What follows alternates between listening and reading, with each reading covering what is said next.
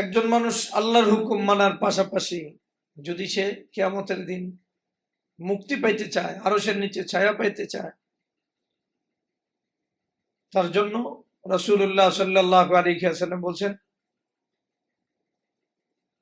মান আহাব্বা আইয়ুযিল্লাহুল্লাহু ফি জিল্লিহি,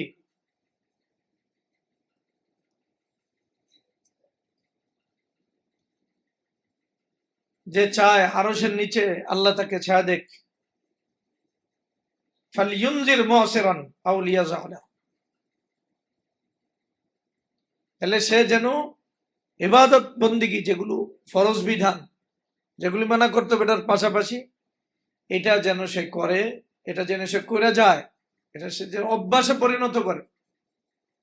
এই কাজটা যেন সে করে। কি কাজ? সে যে গরিব মানুষ তারে সুযোগ দিবে অথবা তাকে মাফ করে দেবে। কি বলতে চাইলেন আল্লাহ রাসূল সাল্লাল্লাহু আলাইহি ওয়াসাল্লাম? বলতে চাইলেন, একজন মানুষ রোজা রাখে, নামাজ পড়ে, হজ করে, যাকাত দেয়, পাশাপাশি সে আরশের নিচে যদি ছায়া পাইতে চায়, তাহলে গরিবদেরকে সে সুযোগ দিবে। সুযোগটা দুই ধরনের। একটা হলো গরিবদেরকে সে ঋণ দিবে অথবা কোনো কিছু সে দিবে, দেওয়ার পরে তাকে সময় দিবে, ঠিক আছে তুমি যখন পারো পরিশোধ করে দিবে। তাহলে ব্যাপারটা কি দাঁড়াইলো? গরিবরে সে ঋণ দিবে এবং ঋণের জন্য সুযোগ দিবে, তার যে নির্ধারিত সময়, এই সময়ের অতিরিক্ত সময় দিয়ে দেবে। গরিব যখন এসে বলবে আমি তো এই মাসে পারলাম না, সে যদি টালবাহানাকারী না হয় আর বাস্তবেই তার অভাব থাকে, এমন লোক যদি বলে যে আমি এই মাসে পারি নাই, সে বলবে ঠিক আছে, কবে দিবা? কয় আগামী মাসে। আচ্ছা ঠিক আছে। এইভাবে যদি সে দেখে যে এই লোকটা পারেই না দিতে, তাহলে সে তাকে মাফ করে দেয়। ঠিক আছে, তোমার ঋণ দেওয়া লাগবে না, তুমি পারলা না যেহেতু ঋণ দেওয়া লাগবে। আল্লাহ তাআলা তাকে আরশের নিচে ছায়া দিবে। বিষয়টা আমাদের কাছে হালকা মনে হয়, অথচ বিষয়টা হইল ইসলামী রাষ্ট্র, ইসলামী সমাজ, ইসলামী পরিবারের টিকে থাকার বুনিয়াদী মাধ্যম। আল্লাহ তাআলা এই পৃথিবীকে সাজানোর জন্য কাউকে গরিব, কাউকে ধনী বানাইছে। এটা আল্লাহই বানাইছে। ধনী গরিব এগুলো আল্লাহ তাআলা এজন্য বানাইছেন যাতে পৃথিবীর ভারসাম্য ঠিক থাকে। পৃথিবীর যত সাজানোর পিছনে মূল কারিগর হলো গরিবরা।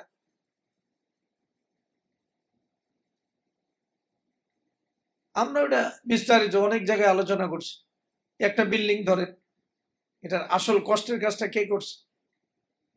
ইট বানাইছে কে কষ্ট করে? সবচেয়ে বেশি কষ্ট দিছে কে? গরিব ভাইরা। সিমেন্ট, বালু, বড় লোকরা আসল কষ্ট করছে না গরিবরা? মূল পরিশ্রমের জায়গায় তারা, এমনকি বিল্ডিং দাঁড় করাইছে কারা? তাহলে আসল যে শ্রম, যে শ্রমের মাধ্যমে ইট, বালু, সিমেন্ট, রড, বিল্ডিং যা তৈরি হয়েছে, গাড়ি, দেখবেন এরা হলো একবারে সাধারণ শ্রমিক। আমরা যে আটা খাই, চাউল খাই, এর পিছনে আসল মেহনত, কষ্টের মেহনতটা দিছে কি? গরিব দিছে। বড় লোক সবাই হইলে এ সবাই না খেয়ে মরে যেত।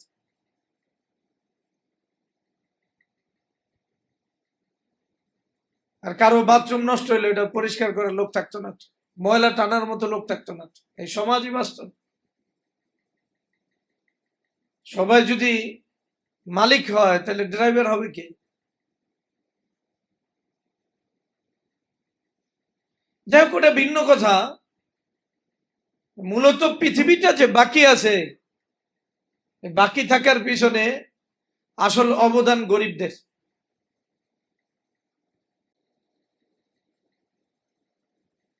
গরিবরা যদি না থাকতো তাহলে পৃথিবীর কোনো কাজ তার আপন অবস্থায় থাকতো।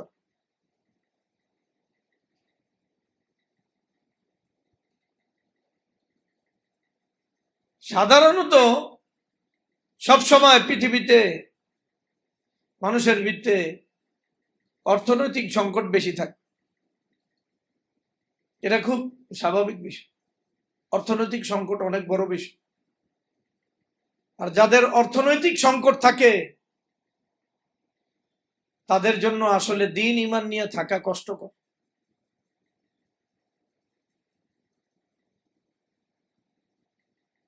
এজন্য রাসূলুল্লাহ সাল্লাল্লাহু আলাইহি ওয়াসাল্লাম দোয়া করছেন, আল্লাহুম্মা রযুক আলা মুহাম্মদ কাফাফ। আল্লাহ যতটুকু প্রয়োজন মিটে অতটুকু প্রয়োজন আপনি আমার পূরণ করে দেন। এটা আমাদের দোয়া করা দরকার। আল্লাহ আমাদের ব্যবস্থা করুন। তো গরিবদের চলতে হলে আসলে ঋণ ছাড়া চলার কোনো উপায় নেই। গরিবদের ঋণ লাগবেই। সুদের ব্যাপারে আল্লাহর নারাজির বড় একটা কারণ হলো এই সুদ গরিবকে আরো গরিব বানায়, ধনীকে আরো ধনী বানায়। এজন্য আল্লাহর এর সাথে যুদ্ধ ঘোষণা। এটা পরিবার, সমাজ, বিশ্বকে ধ্বংস করে। যারা পৃথিবী চালায় তাদের অধিকারকে নষ্ট করে, অধিকারকে নষ্ট করে। পৃথিবী চলে গরিবদের ঘামে। আর এই সুদ সবচেয়ে বেশি বঞ্চিত করে গরিবদেরকে। এজন্য আল্লাহ তাআলা এত নারাজি।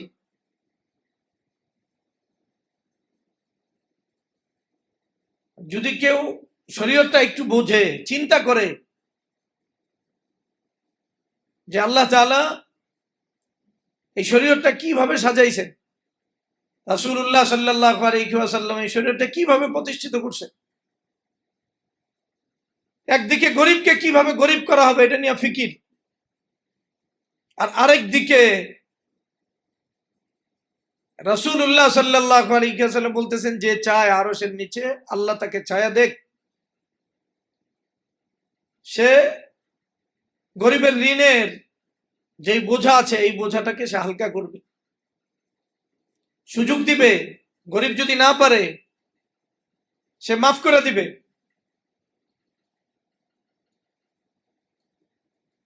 একদিকে গরিবদেরকে চোষার নীতি, শ্রমিকদেরকে কেমনে অল্প পরিশ্রম দিয়া পুঁজিপতিরা বড়লোক হতে পারে, আর আরেক দিকে শরীয়ত বলতেছে না, এই পৃথিবী যাদের অবদানে বেঁচে আছে তাদের প্রতি যদি উদারতার দৃষ্টি কেউ না দেয় তাহলে তার খবর আছে। কেউ যদি তার প্রতি উদার হয় তাকে শুধু ঋণ দিবে এমন না, বরং ঋণটা মওকুফ করে দিবে। প্রয়োজন ঋণটা মওকুফ করে দিবে, দেওয়া দরকার নাই ঋণ। এই কথা বলার সাথে সাথে আল্লাহ তাকে আরশের নিচে ছাড়ে। তাহলে শরীয়তের বিধান মানার পাশাপাশি কেউ যদি আরশের নিচে ছায়া পাইতে চায় তাহলে তার কি করতে হবে? গরিবদেরকে ঋণ দিতে হবে এবং সুযোগ দিতে হবে এবং তাদেরকে প্রয়োজনে মাফ করে দিতে হবে। এটা শুনতে শোনা যায় যে এটা একটা হালকা বিষয় না, এটা পুরা অর্থনীতির যে চাকা এটা ঠিক রাখে। পৃথিবীব্যাপী যে আসলে সবচেয়ে বেশি মানুষ গরিব, এই গরিবদেরকে যদি সুদ না দিয়া ঋণ দেওয়া হইতো, শুধু ঋণ না, ঋণের জন্য যদি সুযোগ বরাদ্দ করা হইতো, আরো সুযোগ দেওয়া হইতো, শুধু সুযোগ না, যদি তার এই ঋণকে মওকুফ দেওয়া হইতো, তাহলে এই পৃথিবীর যারা বর্তমানে আমরা দেখতেছি পেরেশানিতে আছে এরা পেরেশানিতে থাকতো। তাহলে শরীয়ত ঋণ দেওয়ার বিষয়টাকে অনেক উচ্চে আনছে এবং ঋণের বিষয়টা যদি এমন হয় যে মাফ করে দিবে সে, তাহলে আল্লাহ তাকে আরশের নিচে ছায়া দিবে। অর্থনৈতিক সংকটে আমরা যারা বড় হই, আমাদের জীবন যাদের অর্থনৈতিক সংকটে কাটে, সে জানে যে আসলে সংসার চালাইতে ঋণ ছাড়া তার বিকল্প কোনো পদ্ধতি নাই। আসে ঋণ লাগেই। তার একটা ঘর বানাইতে গেলেও ঋণ লাগে, একটা দোকান পাট করতে গেলে ঋণ লাগে, একটা রিক্সা চালাইতে গেলে তার ঋণ লাগে, বিবাহ সাথীতে ঋণ লাগে, তার সব জায়গায় ঋণ লাগে। তার মানে তার অর্থনৈতিক যে দিকগুলো, ওটা ঋণের সাথে বিভিন্ন জায়গায় জড়িত আছে। ঋণ ছাড়া চলে না।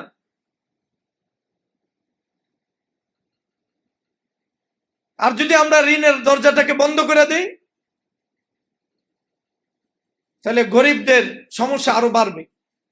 আর যদি এটাকে আমরা উন্মুক্ত করি, পাশাপাশি সুযোগ দিতে থাকি, আবার মাফ করে দেওয়ার মতো হিম্মত আমরা করতে পারি, তাহলে সত্যিকার অর্থে আমাদের ভিতরে যারা অসহায় তাদের সংকট কেটে যায়। আমরা নিজেদেরকে নিয়ে ব্যস্ত, অথচ আরশের নিচে যদি কেউ ছায়া পাইতে চায়, তাহলে তার আসল কাজ হইল কে অসহায় আছে সামর্থ্য অনুযায়ী তাকে ঋণ দেওয়া, এই নিয়তে দেওয়া। সে যদি দিতে না পারে, তাহলে তারে কিছু মওকুফ করে দিমু, সময় দিমু, প্রয়োজনে বাদ দিয়ে।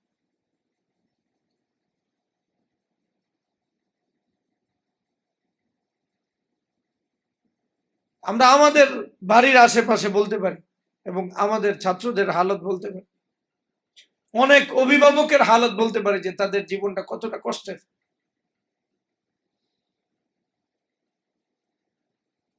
তাহলে আমাদের বিশেষ করে যারা বর্তমানে দিনদার শ্রেণী, তাদের অভাবকে দূর করার সবচেয়ে বড় মাধ্যম হলো তাদেরকে ঋণ দেওয়া। তাদেরকে কি দেওয়া? ঋণ দেওয়া।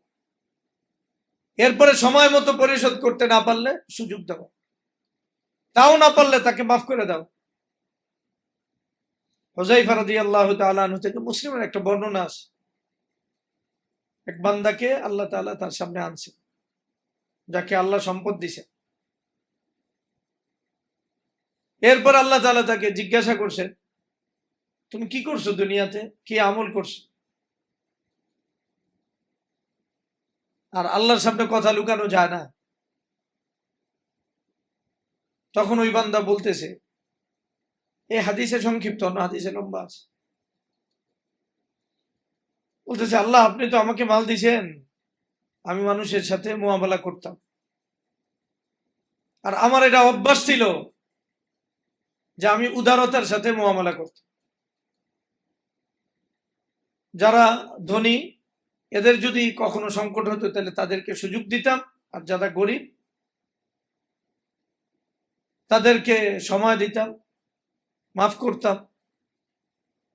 আল্লাহ তাআলা বলতেছেন, আনা হাক্কু বিদা মিনকা তাজাওয়াজু আন আবদি, তুমি যদি আমার বান্দার ঋণকে মাফ করে দাও, সুযোগ দাও, তাহলে আমি এর চেয়ে বেশি উপযুক্ত যে তোমাকে আমি মাফ করে দেব, আমার বান্দার সবকিছু মিটায় দাও। তাহলে ইসলামী রাষ্ট্র, পরিবার, সমাজ, অথবা বলতে পারেন পরিবার, সমাজ, রাষ্ট্র, এটা যদি অর্থনৈতিক সংকটের ভিতরে থাকে, তাহলে এটা আসলে ব্যর্থ পরিবার, ব্যর্থ সমাজ, ব্যর্থ রাষ্ট্র।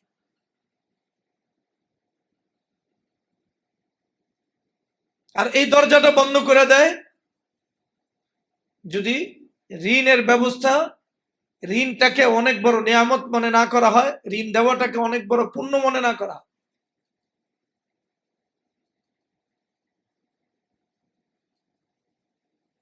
আরশের নিচে ছায়া দেওয়ার যে বিষয়, এটা কি ছোট বিষয় না, অনেক বড় বিষয়। এটা পুরা অর্থনৈতিক ব্যবস্থাকে সুসংহত করে, গরিবদের প্রয়োজনকে পূরণ করে। এই পুরা ইউরোপ আমেরিকার যে সভ্যতা, এটা ইসলামের সম্পূর্ণ বিপরীত একটা পুঁজিবাদী যে সভ্যতা, এটা আরেকজনেরটা নিয়ে কে কত বড় হইতে পারে।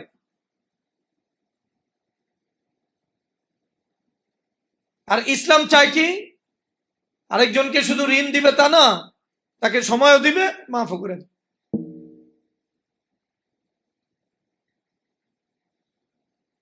প্রতিদান সে কি পাবে? আল্লাহ তাকে মাফ করে দেবে, আল্লাহ তাকে মাফ করে দেবে। এজন্য আমরা যারা সত্যিকার অর্থে আল্লাহকে মানি, দিনকে মানি, আমাদের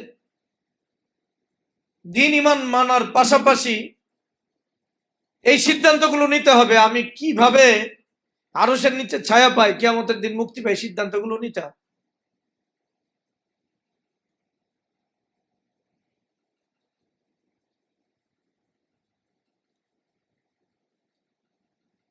একজন মানুষ ঋণ দিতে পারে না, কিন্তু সে আরশের নিচে ছায়া পাইতে চায়, কি করবে? ঋণ নাই, দিব না। মনোভাব আছে, মনোভাব আছে। কি মনোভাব? যে আমি ঋণ দিব, টাকা থাক। অথবা মানুষের সমস্যায় পাশে দাঁড়ায় সে, তার যতটুকু সামর্থ্য, সমস্যাগুলো মানুষের সমস্যা, মুসলমানদের সমস্যা, নেককারদের সমস্যা, ইমানদারদের সমস্যা, এটা নিজের সমস্যা মনে করে। ইমানদারদের পারিবারিক সমস্যা, এটার বিষয়ে সে পেরেশানি হয় যে এটার সমাধান কেমনে করা যায়।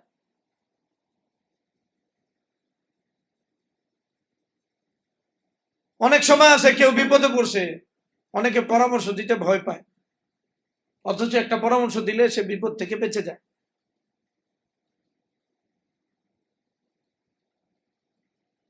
তাইলে মুসলমানদের মাঝে যারা এই মনোভাব লালন করে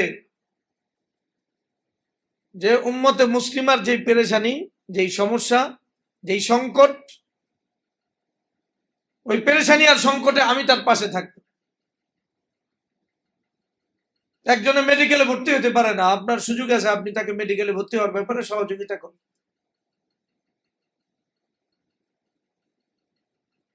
একজনে আসলে এক জায়গায় বিবাহ করতে চাইতেছে, এখন ওই জায়গার ব্যাপারে আপনি জানেন যে ওখানে সমস্যা আছে, আপনি সহযোগিতা করেন, মানে বিপদে ফেলায়েন। অথবা সে কোথাও ব্যবসা করতে চাইতেছে, আপনি জানেন তার সাথে ব্যবসা করলে সে বিপদে পড়বে, তখন আপনি আমানতের সাথে তাকে কথা বলে দেন।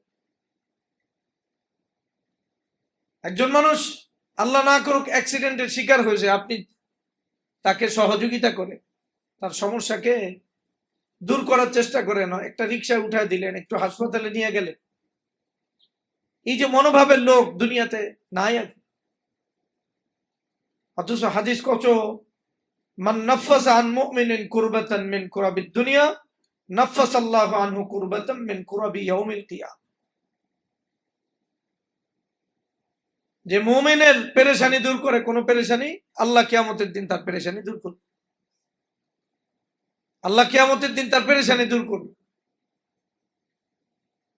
তাহলে এই যে একটা স্বভাব, এই যে একটা অভ্যাস, যে আমার কোন মুমিন ভাই পেরেশানিতে আছে কিনা, কি পেরেশানিতে আছে, তার পেরেশানিটা এটা নিজের পেরেশানি মনে করা। যখন একজন আল্লাহর প্রিয় বান্দার পেরেশানিকে কেউ পেরেশানি মনে করে, এটা আল্লাহর কাছে সবচেয়ে বড় প্রিয় হওয়ার মাধ্যম। কিয়ামতের দিন আল্লাহ তার পেরেশানি দূর করবে। তাহলে শুধু নামাজ রোজা ইবাদত বন্দেগী না, এটার পাশাপাশি আমাদের ভিতরে এই অভ্যাস গড়ে তুলতে হবে যে কে কোন পেরেশানি আছে, ওই পেরেশানিটা নিজের পেরেশানি মনে করে। মুমিনের পেরেশানিকে নিজের পেরেশানি মনে করে। এখন অনেকে কাফেরদের পেরেশানিতে পেরেশান হয়, কিন্তু ইমানদারদের পেরেশানিতে পেরেশানি হয় আমার কথা ভুলবো না। না, মিডিয়াতে বলছে যে কেউ মূর্তি ভাঙছে, এটা নিয়ে সবাই পেরেছে, আসলে ভাঙে নাই, এই হিন্দুরাই সমস্যা করছে।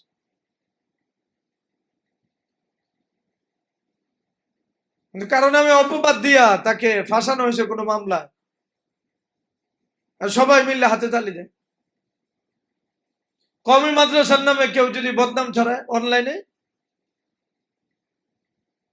দেখা গেছে ঘটনা 57টা ঘটনার ভিতরে 53-54টা ঘটনা দেয় বানোয়াট, আর 2-3টা ঘটনা যেটা আছে ওটা লেবাসধারী, আসলে কওমিয়াতের সাথে সম্পর্ক। একটা ঘটনা হয়তো কদাচিৎ ঘটে গেছে, এমন ঘটনা সব জায়গায় ঘটে, মানুষ তো নিষ্পাপ না। কিন্তু এটা নিয়ে হাতে তালি দেয়, উপভোগ করে। অথচ একটা মানুষের উপর যখন অপবাদ আসে তখন সে কি পরিমাণ পেরেশান থাকে। এতটুকু দরকার ছিল না আসলে বাস্তবতা উদ্ঘাটন করে তারপরে অন্তত পক্ষে একটা সিদ্ধান্ত নেওয়া। আমি গালি দেওয়ার আগে চিন্তা করা দরকার তো ছিল। যাই হোক, যে কথা বলতেছিলাম, মুসলমানদের মাঝে এই মনোভাব হারায় গেছে। আনসার আর মুহাজিরদের মূল বৈশিষ্ট্য এই জায়গায় ছিল। মুসলমানদের মাঝে কেউ পেরেশানি হলে আরেকজন পেরেশান হচ্ছে। এটা মুসলমানের পরিচয়ের সাথে হাদিসে যুক্ত করা আছে। আল মুসলিমু আখুল মুসলিম। মুসলমান কি? মুসলমানের ভাই। মুসলমান মুসলমানের উপরে জুলুম করে না। মুসলমান মুসলমানকে শত্রুর কাছে হস্তান্তর করে। মুসলমান মুসলমানের পাশে দাঁড়ায়। এখন এই পরিচয়টা হারায় গেছে, কারণ এটাকে আসলে আমরা গুরুত্বই দিই না। হাদিস স্বাভাবিকভাবে পড়ে গেছি, কিন্তু আসলে আমার ইবাদত বন্দেগী, নামাজ, রোজা, হজ, যাকাত, দান, সদকা, জিকির, আজকার, এগুলো আল্লাহর কাছে যদি আমি মূল্যায়িত করাইতে চাই, মূল্যবান বানাইতে চাই, তাহলে আমার ইবাদত বন্দেগীর পাশাপাশি আমার ভিতরে যেই মনোভাব থাকা দরকার সেটা হলো মুসলমানের পেরেশানি লাঘব করা। কাউকে পরামর্শ দিয়া, কাউকে একটু সহযোগিতা করে। এখন তো মুরব্বীরাও যদি অনেক বড় বড় বস্তা হাতে নেয়, একজনে উঠতেছে সিঁড়ি দিয়ে, দেখতেছে একজন বুড়া মানুষ একটা সামান উপরে উঠাইতেছে, তার দিলে এই কথা নাই যে এটা তার উঠাইতে হবে। এই সহযোগিতা করার জন্য মানুষ এখন হারায় গেছে, না এই সহযোগী মানুষ। তাহলে আমার ইবাদত বন্দেগী, নামাজ, রোজা যদি আমি আল্লাহর কাছে মূল্যবান বানাইতে চাই, তাহলে আমার এই মনোভাব লাগবে যে আরেকজন মুমিনের বিপদ এটা আমার বিপদ। আরেকজন মুমিনের পেরেশানি এটা কার পেরেশানি? আমার পেরেশানি। তাহলে আল্লাহ তাআলা এত বড় ঘোষণা দিতেছেন,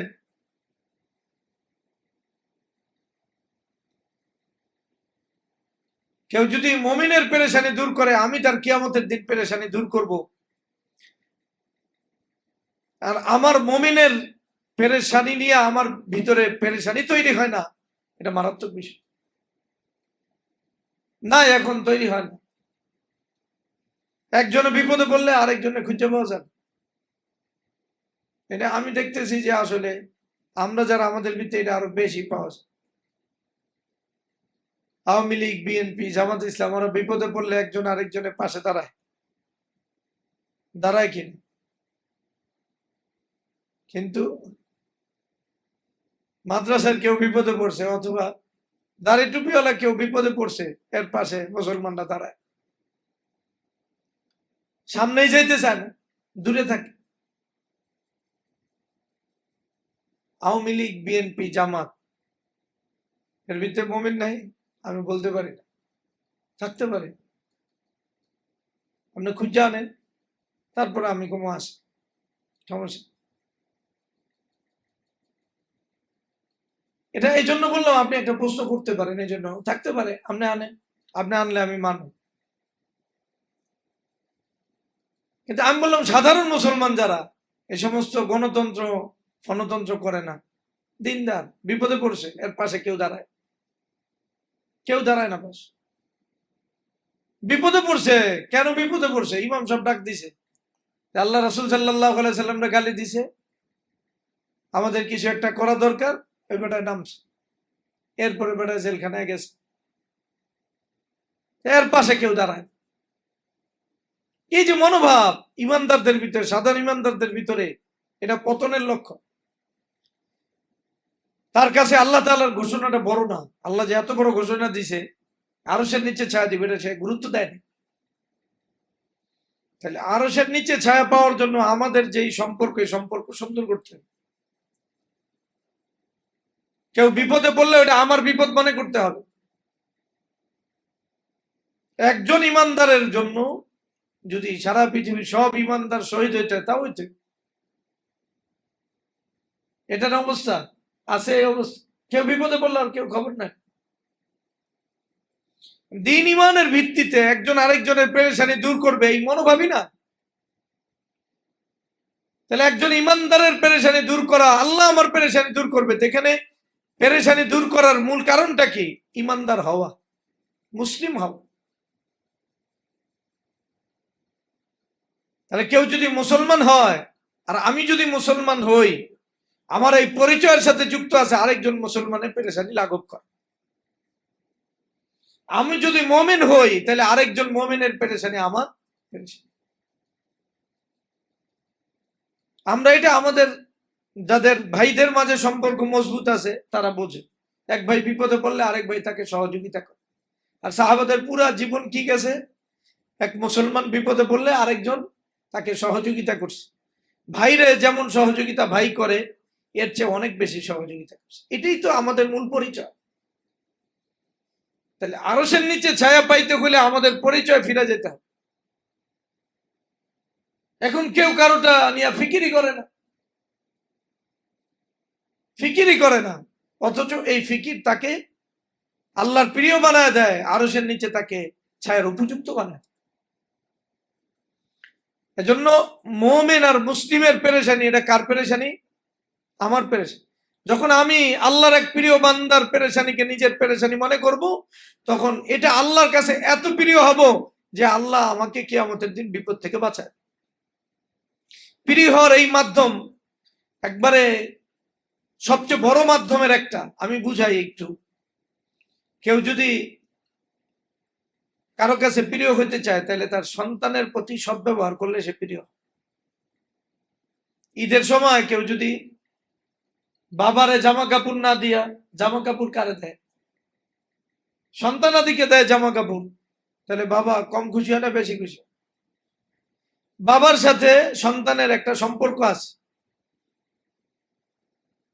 আবার এই সন্তানরা যদি কেউ কিছু বলে তা বাবা বেশি কষ্ট পায়। বাবারে কিছু বললে অত কষ্ট পায় না, কিন্তু সন্তানরা বললে কি পায়? অত কষ্ট। মুমিনের সাথে আল্লাহর সম্পর্কের চেয়ে অনেক গভীর। আপনি মুমিন নিয়ে পেরেশানি করবেন, মুমিনের সমস্যায় তার পাশে দাঁড়াবেন। ওয়াল্লাহু ফি আউনিল আবদি মা কানাল আবদু ফি আউনি আখি। আল্লাহর সাহায্য তুমি পাইতে চাইলে তোমার অবশ্যই তোমার আরেক ভাই, যে ইমানদার ভাই, তার সাহায্যে তোমার আগে আসতে হবে। এটা ছোট বিষয় না। ইবনে আব্বাস রাদিয়াল্লাহু তাআলা আনহু থেকে বর্ণিত, তিনি বলছেন 10 বছর, কত বছর? 10 বছর ইতিকাফের চেয়ে একজন মুমিনের সমস্যা দূর করা বেশি দামি আল্লাহ। এটা একটা মনোভাবের নাম, একটা চিন্তা চেতনার নাম। যার ভিতরে এই মনোভাব আছে যে আমার মুমিনের পেরেশানি আমি দূর করব, এটা কত উপরে তার কাছে। ইতিকাফ তার কাছে অনেক দামি। তারপরেও যদি সে দেখে যে না, তাকে আসলে দরকার কোথাও। এখন একজন মানুষ ইমানদার, ইতিকাফ থেকে যেতে তো আর ভালো লাগে না। তখন দেখেন ওর সামনে এই বিষয়টা ফুটায় তোলা হইতেছে যে তুমি আল্লাহর কাছে দামি হওয়ার জন্য যদি প্রয়োজন পড়ে ইতিকাফ ছাইরা আরেকজনের তুমি সহযোগিতা, এটা এত দামি জিনিস। আমাদের ইবাদতে অনেক মজা আছে, কিন্তু মানুষের উপকার করা এখন সবচেয়ে বড় বিষয় হলো বাসে একসাথে যাইতে লইলে কেউ কারোর সাথে কোনো কথা বলে, কেউ বিপদে পড়লে তার দিকে কেউ তাকায়, কেউ অ্যাক্সিডেন্ট করলে সেলফি তোলে, ভিডিও করে। এই হারামখোর গুলানি এদের পাশে দাঁড়ায়। এই যে ভিডিও করতেছে, ওই যে বিমান পড়লো একটা স্কুলের উপরে, কে? ওই ইউনুসের সময় পড়ছে না বিমান, তখন একটা ছেলে পুরা দৌড়াইতেছে, ভিডিও করতেছে, কিন্তু ওরা কেউ হাসপাতালে নেওয়ার মতো নেই। এই অসভ্যতার জনক হলো ইহুদি নাসারা। মানুষকে পুঁজিবাদী বানাইছে, স্বার্থপর বানাইছে। আরো বহু আগে আমরা ইয়ার সদরঘাটে একটা লঞ্চের চিপে একজন মানুষ পড়ে মারা গেছে, ভিডিও করতেছে মানুষ যে তারা উদ্ধার করার মতো লোক। তাহলে এটা ছোট বিষয় না। মুমিনের পাশে দাঁড়ানো এটা আল্লাহর প্রিয় হওয়ার সবচেয়ে বড় একটা মাধ্যম। এগুলো আমরা বুঝি না, আমরা ইবাদতে মজা পাই, বন্দেগীতে মজা পাই, কিন্তু না, আপনার রাত দিন এটা কার পেরেশানিতে কাটতে হবে? ইমানদার। আল্লাহ রাসূল সাল্লাল্লাহু আলাইহি ওয়াসাল্লামের সবচেয়ে বড় বৈশিষ্ট্যের একটা বৈশিষ্ট্য আপনি খুঁজবেন কি? ইমানদার মুসলমান তাদের পেরেশানিতে সবসময় নিজে পেরেশান ছিলেন। দাইমাল হুজনি মুতাওয়াসিল আল আহজান, নাই হাদিসে এই শব্দগুলো? পেরেশানি কার জন্য? উম্মতের জন্য, দিনের জন্য, দুনিয়ার জন্য। শুধু দুনিয়ার জন্য মানে দিনের জন্য আল্লাহ রাসূল সাল্লাল্লাহু আলাইহি ওয়াসাল্লাম পেরেশানি করছেন না, দুনিয়ার জন্য করছেন। শুধু করছেন তা না, বুখারীতে বর্ণনা আছে, কিতাবুস সালাত সহ বিভিন্ন জায়গায় আছে। ওই যে এক জামাত আসছে, এদের কাপড় চুপড়ও কম, চেহারার ভিতরে ক্ষুধার ভাব, রাসূলুল্লাহ সাল্লাল্লাহু আলাইহি ওয়াসাল্লাম চেহারা লাল হয়ে গেছে। এদের কি করবেন, কিভাবে খাওয়াবেন? মদিনায় দুর্ভিক্ষ। তো রাসূলুল্লাহ সাল্লাল্লাহু আলাইহি ওয়াসাল্লাম একবারে মসজিদে মিম্বারে দাঁড়ায়া এলান দিয়া সবাই ডাকছে। এক আনসারী সে তার সামর্থ্য অনুযায়ী মানে 2 বস্তা তাদের সহযোগিতা দিয়ে আসছে। রাসূলুল্লাহ সাল্লাল্লাহু আলাইহি ওয়াসাল্লাম চেহারা একবার আলোকিত হয়ে গেছে। রাসূলুল্লাহ সাল্লাল্লাহু আলাইহি ওয়াসাল্লাম তার ব্যাপারে এই সুসংবাদ দিয়ে দিয়েছেন। আজকে আল্লাহর মানে এই ব্যক্তির জান্নাতের সুসংবাদ দিয়ে। তাহলে কি পেরেশান রাসূলুল্লাহ সাল্লাল্লাহু আলাইহি ওয়াসাল্লাম, চেহারা লাল হয়ে গেছে, কি রে কি করব আমি? তাহলে ওই রাসূলুল্লাহ সাল্লাল্লাহু আলাইহি ওয়াসাল্লাম দরদ ব্যথা এখন উম্মতের যারা দিনদার শ্রেণী এদের ভিতর থেকেও গেছে। রাসূলের আদর্শ মেসওয়াকে না, শুধু রাসূলের সবচেয়ে বড় আদর্শ আজীবন নবুয়তের আগে পরে উম্মতের পাশে দাঁড়ানো। নবুয়তের আগেও ইন্নাকা লাতাসিলুর রাহিম ওয়া তাকসিবুল মাদুম ওয়া তুঈনু আলা নওয়াইবিল হক। তো এই জন্য এটা ছোট বিষয় না, এটা আমরা এড়িয়ে গেলে হবে না। একজন তার সামর্থ্য অনুযায়ী তার ইমানদার ভাই আর মুসলিম ভাইয়ের পাশে দাঁড়াতে হবে। বই বই আড্ডা দেয়, খানা খায়, হোটেলে যায়, মুরগি খায়, হ্যাঁ কি সুন্দর মস্তি করে মুরগি খায়, তার 2000 টাকা করে বিল দেয়। যাদের একটু টাকা পয়সা আছে এরা খাইতেছে আরামে বই।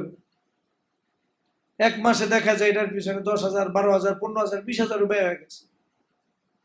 অথচ তার আত্মীয় অথবা তার জানাশোনা লোকদের ভিতরে বহু অসহায় লোক আছে, ও যদি মাসে রেডি ওদেরকে এডি না খাওয়াইয়া, এই বিষগুলো না খাওয়াইয়া জান্নাত কামানের ফিকির করতে লাভ হইত। তুই এই ঝাল মুরগি খেয়ে কি লাভ? কেন খাস তুই? কি জয়া একসাথে খাইতেছে, শরম নাই, লজ্জা নাই, ফিকির নাই দুনিয়া। যাই হোক, তাহলে উম্মতকে নিয়ে পেরেশান হওয়া এটা রাসূলুল্লাহ সাল্লাল্লাহু আলাইহি ওয়াসাল্লামের সুন্নাহ। এটা ছোট বিষয় না। কেউ যদি উম্মতকে নিয়ে পেরেশানি না করে, আল্লাহ তাকে নিয়ে পেরেশানি করবেন না, তো করার সুযোগই নাই। তাহলে আল্লাহ তাআলার ভালোবাসা পাইতে হলে আমাদের যেটা দেখতে হবে, যে কোনো মুমিন আর মুসলিমের সমস্যা আমার সমস্যা। আমি চেষ্টা করব তার পারিবারিক সমস্যা, ব্যক্তিগত সমস্যা, যে কোনো সমস্যা আমি তাকে কি করা যায় সহযোগিতা করার। এটা অনেক বড় দরকার। এটাকে তাবলীগে কয় ইকরামুল মুসলিমিন। কি বলে? ইকরামুল মুসলিম, মুসলমানদেরকে ইকরাম করা। শব্দটা সুন্দর আছে, আনার পরে এটা তাবলীগের যেই জায়গায় ব্যবহার করছেন ওই ব্যবহারটা মুশকিল। ওই গোস্তের পিস আপনি একটা না খেয়ে ওরে একটা দিয়ে দেন, এটা বলে ইকরামুল মুসলিম? এটা তো ইকরাম না। ইকরাম হলো মানুষের যেটা প্রয়োজন এটা পূরণ করে। ইয়ারমুকের যুদ্ধে কি ছিল ঘটনা? ওই যে পানি নিজে না খেয়ে সবাই দিয়ে দিছে, শেষ পর্যন্ত সবাই শহীদ হয়ে গেছে। এটা ইকরামের একটা জ্বলন্ত দৃষ্টান্ত। একরামের আসল জায়গা হইল সবচেয়ে উচ্চ জায়গা জেহাদ। অন্যান্য সব জায়গা আছে, কিন্তু জেহাদরে বাদ দিয়া এই গোস্তের টুকরা বিতরণ করা, মানে আমারে যে গোস্তের টুকরা দিছে আরেকটা আমার সাথীরে দিয়া দে, এটা একরাম না। এটা কি না? একরাম হলো এতিমের পাশে দাঁড়ানো। কাল্লা বাল্লা তুকরিমুন আল ইয়াতীম ওয়ালা তাহাদ্দুনা আলা তাআমিল মিসকিন। তাহলে একরাম কারে কয়? এতিমের পাশে দাঁড়ানো। যাই হোক, ওটা বলছে হুজুররা বলুক, ওটা যে ব্যবহার করছে ভুল ব্যবহার করছে, কিন্তু তাবলিগের সাথীদের বিরুদ্ধে একজন আরেকজনের সহযোগিতার মনোভাব আগে অনেক বেশি ছিল, এখনো কিছু আছে। নিজের সাথী নিজের পাশে দাঁড়ায়। যাই হোক, আমার ওই ছোট্ট একটা বিষয়কে বলা, এজন্য যাতে ওটারে একরাম আমরা মনে না করি যে গোস্তের টুকরা দিয়ে দিছি হক আদায় হয়ে গেছে একরামের, এটা যেন মনে না করি। তাহলে একরাম করে এতিমের। একরাম হয় কার? কোরআন বলছে একরাম কারে করে? তুকরিমুনাল ইয়াতীম। একরাম করে কারে? ইয়াতিম রে। এতিম রে একরাম করে কি দিয়া? সেলুট দেয়, সালাম দেয়, এতিমের প্রয়োজন পূরণ করে তার অসহায় অবস্থাকে এটা একটা মাধ্যম বানায় তার সম্পদ লুণ্ঠন করেন। তাহলে একজন ইমানদারের রোজা নামাজের পাশাপাশি আল্লাহর ভালোবাসা পাওয়ার জন্য সবচেয়ে বড় একটা মাধ্যম হলো ইমানদারের পাশে দাঁড়ানো, এটা আল্লাহ তার পাশে দাঁড়ানো। 3 নম্বর হলো মানুষের গোপনীয়তাকে হেফাজত করা। মুসলমানের গোপনীয়তাকে কি করা? হেফাজত করা। মুমিনের গোপনকে ওপেন না করা। বলো, গোপনকে, হ্যাঁ এটা ভালো করে। আর যে যত বড় মুমিন তার গোপন তত বেশি ডাকতে হয়। গোপনকে ওপেন করা যায় না। মানুষের ত্রুটি যেটা, গোপনে যে ত্রুটি কোনো ইমানদার বা মুসলমান করছে, ওটাকে প্রকাশ করা শরীয়তে সবচেয়ে বড় অপরাধের একটা, সবচেয়ে বড় অপরাধের একটা। মুমিনের গোপনীয়তাকে প্রকাশ করা এটা শরীয়তের সবচেয়ে বড় অপরাধের একটা। এটারে শরীয়তে গীবত বলছে না?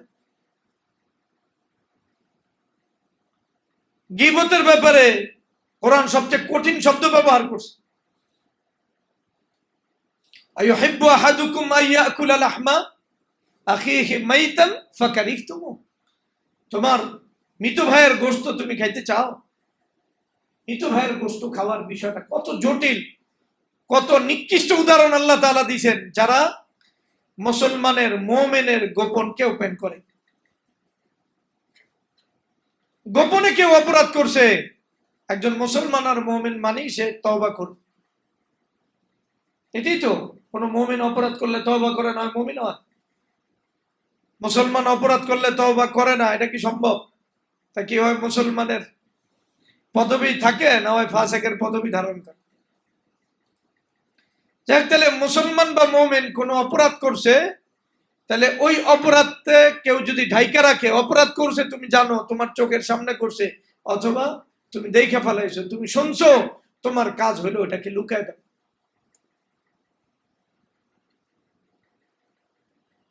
কারণ কি, আমাদের সবারই অপরাধ আছে, গোপন অপরাধ। গোপন অপরাধ নাই এমন কোন মানুষ নাই নবী রাসূলগণ ছাড়া।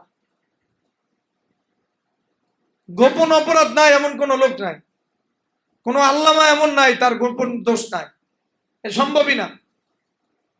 তাহলে প্রত্যেক মানুষের গোপন দোষ আছে, বলেন আমার সাথে, আছে না নাই? কিন্তু কিয়ামতের দিন আল্লাহ সব গোপনকে ওপেন করে দিবেন।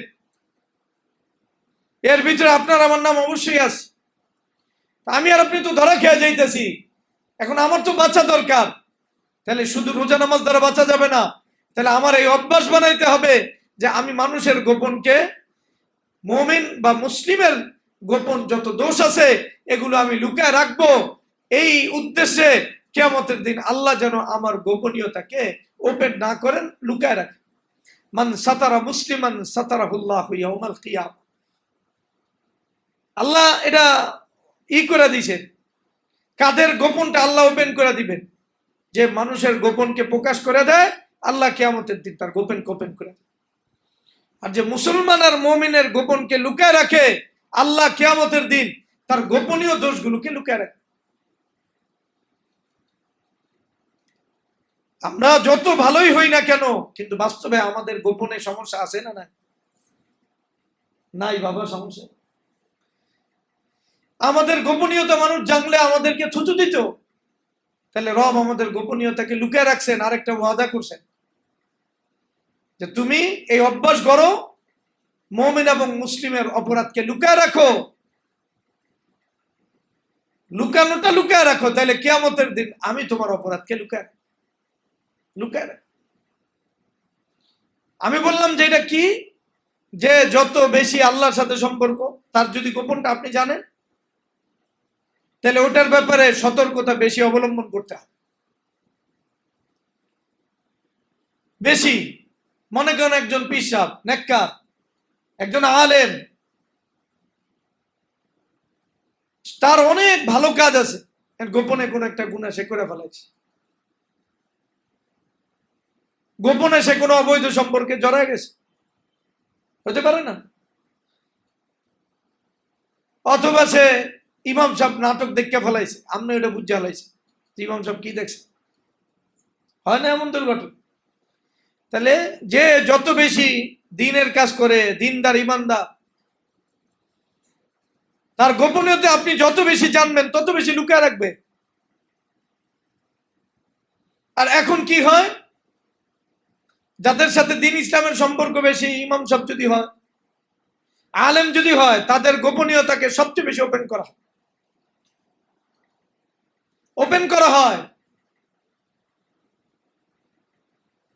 এই ওপেন করলে কি হয়, একজন আলেমের যত কাজ আছে, একটা ত্রুটি সামনে আনার দ্বারা তার জীবনে সব কাজ মানুষ বাদ দিয়ে দেয়। হ্যাঁ, নেককার আলেম, যার থেকে আপনি দিন পাইছেন, ইমান পাইছেন, হেদায়েত পাইছেন, আল্লাহকে চিনছেন, তার সাথে সম্পর্ক থাকলে আল্লাহর সাথে আপনার সম্পর্ক মজবুত থাকবে। শয়তানের সবচেয়ে বড় হাতিয়ার হলো তার কোনো গোপন কিছু সামনে আইনা দিলে আপনি কবেন দূরের কথা, বাদ দেন, এর কথা আর বললেন না। হ্যাঁ, এই অনলাইনের জগতে উম্মতের সবচেয়ে বড় সমস্যার জায়গা হলো, উম্মত বিশেষ করে মাদ্রাসা, আলেম ওলামা, নেককার, ইমানদার, যাদের কোনো ফল্ট নাই অথবা শুনছে, এটা নিয়ে কিভাবে অনলাইন গরম করবে। তুই মনে রাখিস, তোর গোপনকে আল্লাহ কিয়ামতের দিন ওপেন করে। এটার ভিতরে সবাই জড়িত। একজনের একটা ব্যক্তিগত ত্রুটি, এটা শরীয়তে আলোচনা করা জায়েজ আছে, যেটা কেউ জানে না ওটা অন্যরে জানানো জায়েজ আছে। আর এটার আসল জায়গা কি? Facebook, online. এই প্ল্যাটফর্মে যাইয়া এই সবচেয়ে বেশি যে অপরাধটা মুসলমানরা করতেছে, সেটা হলো মুসলমানদেরকে উন্মুক্ত করে ছেড়ে দিতেছে। না, কোনো মুমিন মুসলমানের ব্যক্তিগত ত্রুটি, গোপনীয় কোনো অপরাধকে উম্মতের সামনে আনা যাবে না। কি হয় আনলে? একজন আলেমের অনেক ত্যাগ, কুরবানি, শুধু একটা সমস্যার সামনে আইনা ওই আলেমের সব ত্যাগ, কুরবানি, মানুষের সাথে তার যে সম্পর্ক সব শেষ করে দাও। এজন্য মুসলমানের যেটা গোপন গুণ, ওটা প্রকাশ করা যাবে না। বলেন, কি বললাম? যদি সে মুমিন হয়, হ্যাঁ, যদি আওয়ামী লীগ হয় তাহলে ভিন্ন কথা। আওয়ামী লীগ প্লাস যদি ইমান হারা হয়, আওয়ামী লীগের ভিত্তিতে কারো ভিত্তি ইমান থাকতে পারে, যদি ইমান হারা হয় তার কথা ভিন্ন কথা। আমি বললাম ইমানদারের ইজ্জত আছে, মুসলমানের কি আছে? ইজ্জত আছে। অথবা যে কোনো রাজনৈতিক দলের যার ভিত্তি ইমান নাই, তার মাসলা ভিন্ন, কিন্তু যার ভিত্তি ইমান আছে। এজন্য আল্লাহ তাআলার কাছে আমাদের সবার গোপনীয়তা কিন্তু আছে। আমি কেমন, এটা আর কেউ না জানুক, আল্লাহ জানে না। কিয়ামতের দিন আমাদের গোপনকে আল্লাহ উন্মুক্ত করতে আমাদের উপায় নাই।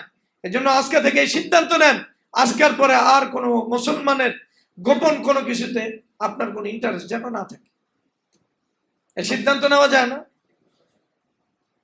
লম্বা হাদিস আছে, ইবনে ওমর রাদিয়াল্লাহু তাআলা এক ছাত্র ইবনে ওমর রাদিয়াল্লাহু তাআলা আনহুর সাথে হাঁটতেছিল। কার সাথে?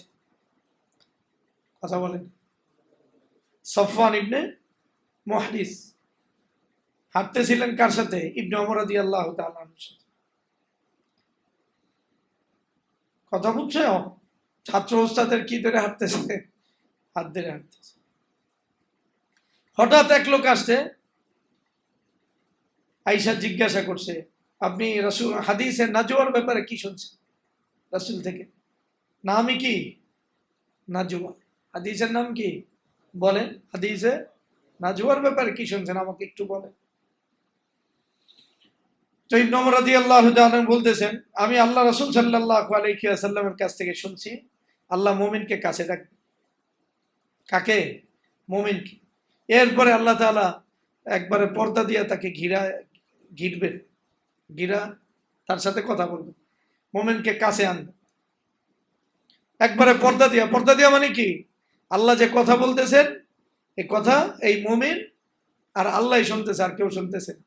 কারণ কিয়ামতের দিন ওই ময়দানে তো সবাই, আল্লাহ তাকে বিশেষভাবে ডাইকা পর্দা দিয়া ঘিরা তার সাথে কথা বলতেছে। এরপর আল্লাহ বলতেছেন, আতা আরিফু জাম্বা কাজা, আতা আরিফু জাম্বা কাজা, তুমি অমুক দিন ওই গুনাহ করছো, এই গুনার খবর আছে নি তোমার? আর প্রত্যেকটা গুনার ব্যাপারে বলতেছে আই রব, নাম আই রব, হ্যাঁ আল্লাহ আমার তো সব খবর আছে। সব গুনাহ আল্লাহ তাআলা তাকে লিস্ট দিয়া তাকে শোনাবেন, আর সে এটা স্বীকার করবে, আর মনে মনে বলবেন আজকে তো আমার কোনো উপায় নেই। আবার একবারে গোপন ভাবে আল্লাহ ডাকিয়া কথা বলতেছে। এরপর আল্লাহ বলবেন, সাতারতুহা আলাইকা ফিদ দুনিয়া, এটা আমি দুনিয়াতে এই তোমার এই দোষগুলো কাউকে বলি নাই, লুকায় রাখছিলাম। আর আজকে আরেকটা ঘোষণা তোমার দিতেছি, আজকে তোমাকে আমি এই গুনাহগুলো মাফ করে দিলাম। এরপরে আল্লাহ তাআলা তাকে ওটি মাফ করে আল্লাহর সামনে থেকে তারা সরাবেন। এই অবস্থায় তাকে ওই আমল নামার ভিতরে যেগুলো পুণ্য, ওই পুণ্য দিয়া তাকে সবার সামনে আনবেন। এবং আল্লাহ তার বিরুদ্ধে ফেরেশতাদেরকেও সাক্ষী হিসাবে আনবেন না। তাদেরকে সাক্ষী হিসাবে আনবেন না, আল্লাহ নিজে এদেরকে মাফ করে দিবেন। এটা লম্বা হাদিসের ব্যাখ্যা, বাজে হলো দুইটা। কোন মুমিন? ওই মুমিন যেই মুমিন মানুষের দোষকে লুকায় রাখছে, এই অভ্যাস যার ভিতরে ছিল। এজন্য আপনি যদি কিয়ামতের দিন চান যে আল্লাহ আপনার গোপনীয়তাকে লুকায় রাখবেন, আল্লাহ কাছে ডাইকা আপনাকে বলবেন, তুই এই গুনাহ করছিস না, আমি কিন্তু লুকায় রাখছি, আমি লুকায় রাখছি, আজকে তোর এই গুনাহ আমি মাফ করে শুধুমাত্র এই ইবাদত এবং বন্দেগী এবং পুণ্যের আমলনামা তোমার হাতে দিলাম। তাহলে ইমানদারের এটা পুরস্কার। ইমানদার কি করে? আল্লাহর কাছে যায়, কথা বলে, গোপনে কথা বলে, আল্লাহ গোপনে তার গুনার কথা বলে তাকে। তাহলে যে ইমানদার চায় এটা কিয়ামতের দিন আল্লাহর সামনে তার গুনাহগুলি ওপেন না হোক, সে অবশ্যই নেককার, আলেম ওলামা, মুমিন, মুসলমানের ব্যক্তিগত ত্রুটি অনলাইনে অফলাইনে সে কারো কাছে বলবেন।